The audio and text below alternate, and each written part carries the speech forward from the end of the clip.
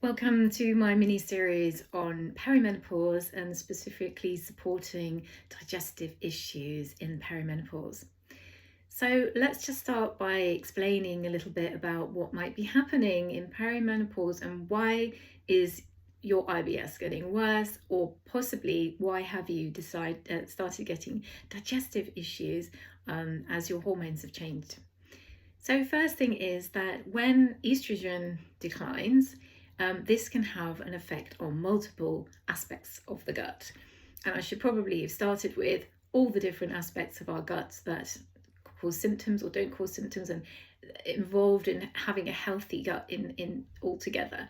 And so to have a healthy gut, we need the lining of the gut to be healthy and not be damaged.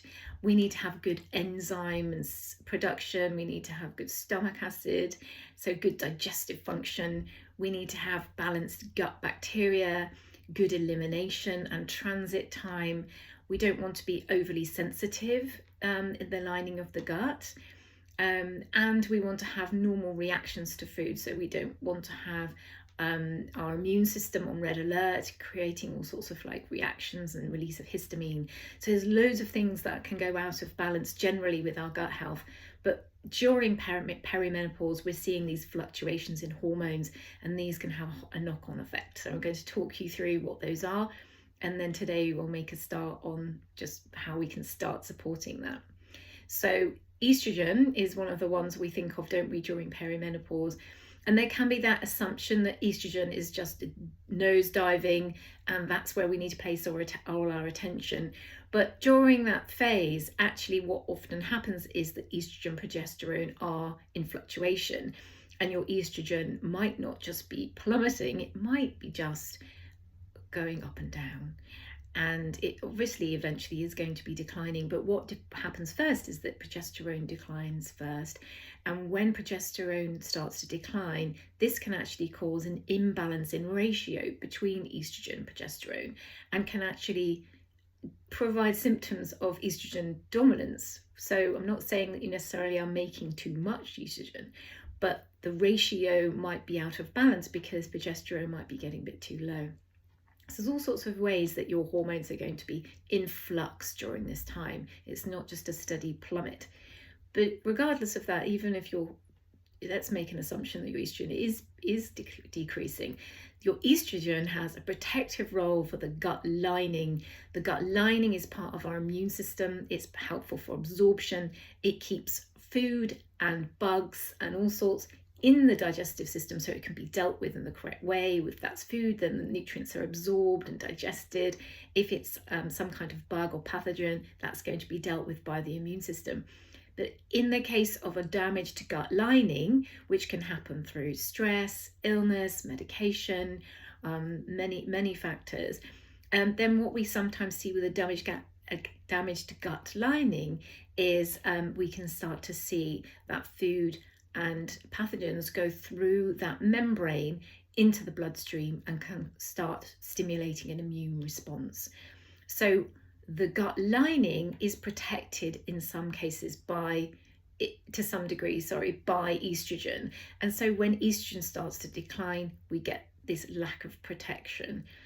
Estrogen also has a role in the motility of the gut. So when estrogen starts to decline, things start to slow down a little bit, and you might find yourself a bit more constipated. And I'm going to focus on that a little bit today.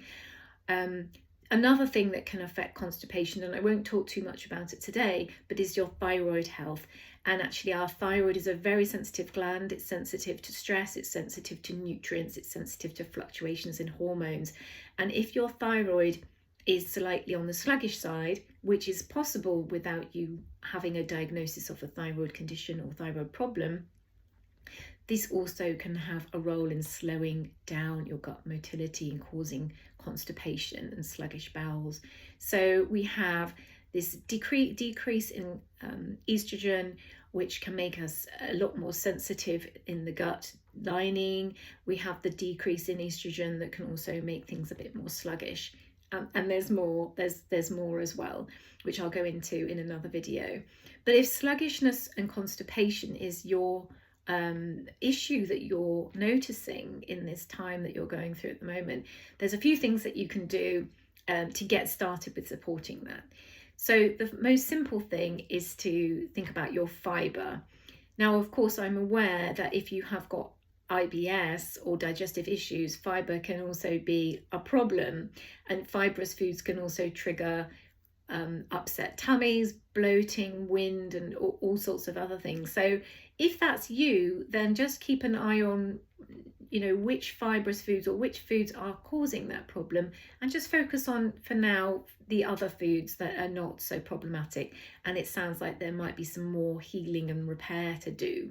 I'm not necessarily saying that you need to go on a huge restrictive diet, but it's just useful to notice if there are certain foods that might be making you a little bit more uncomfortable. Just noticing those and perhaps having less of them and more of the other fibrous foods. So there's different types of fibre. We're recommended to have 30 grams a day. It's not always possible to get that amount, and I would say please don't panic or worry about how much you're getting in terms of the numbers, because actually it might fluctuate from day to day, and also not everybody can tolerate that amount. These amounts are sort of generic for people, but what I like to say to people is just try and get some fibre across the whole day, in every meal, and also do that through different colours of the rainbow: fruits and vegetables, nuts and seeds, beans and pulses, salads, herbs, all sorts of things you can get fibre from. So don't need to track this in terms of on an app or anything like that. You can just be mindful that what you're having has got something like that in it. But the reason why I'm talking about fibre is because it can really help with motility and getting your bowels moving. There's different types of fibre. There's soluble fibre, which is when we have soluble fibre, it kind of absorbs moisture. It kind of becomes like a gel-like substance. It's good for bulking stools, normalizing stools. So that plays an important role.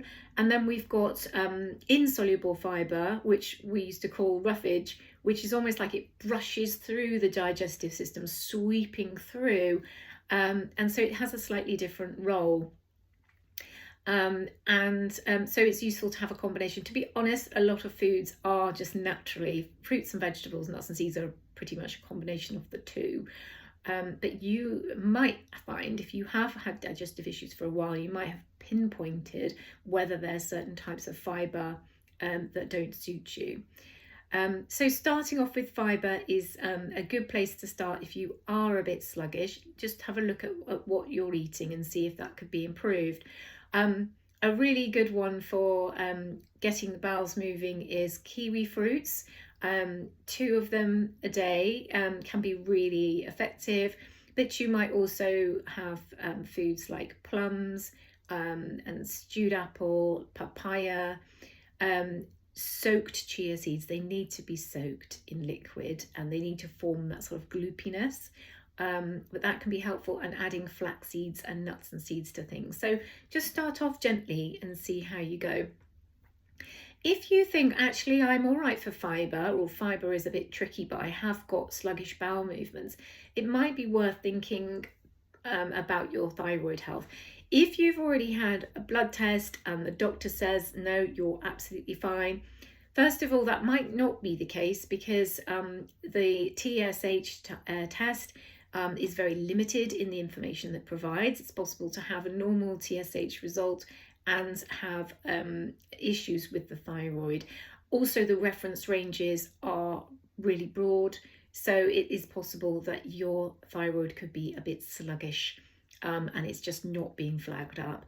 So if you suspect that, then the first thing to do is to support your thyroid is just give it nutrients. It responds really well to nutrients. It's very sensitive to fluctuations in nutrients. It's sensitive to stress. It's sensitive to things like artificial light, circadian rhythm, and the changes in hormones. So it's a very sensitive gland. So start with your nutrients, start with nourishment. I'm keen on a really good quality multinutrient. So I think that's a really good place to start. Iron and iodine and selenium are key nutrients for the thyroid, but the thyroid needs other nutrients as well. The thyroid also doesn't always respond well to a strict low-carb diet or excessive fasting. So if that's something you've been doing, it might be worth rethinking your fasting, rethinking your carbohydrate intake, just to give that thyroid a bit of nourishment. The thyroid gland affects this sluggishness in your constipation, but it can also affect your weight loss or weight management experience as well. So I think that's probably enough to start with, but the first thing is to have a little think about, what sort of symptoms are you experiencing? I've just focused on the sluggishness today, but I am going to talk about bloating and wind and things as well. In the future, I'm also going to talk about balancing the microbiome and also hypersensitivity. And also you're welcome to ask me things that I can talk about as well, so I can make it a little bit more relevant to you.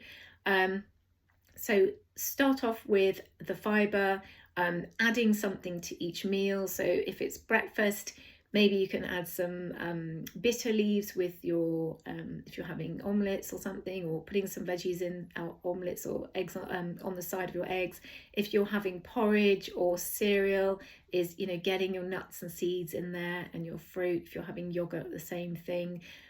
Lunchtime, a little bit of salad or some cooked root vegetables, or maybe some fruit and vegetables with your evening meals. Just thinking about, doesn't have to be huge volumes, but just a little bits that you can add through each meal or snack, and simple swaps that you can make. So start with fibre, notice how your body is reacting, and also start with thinking about nourishing your thyroid with nutrients and more. And we can talk about lifestyle factors to support that as well. So I hope you found that helpful to start with.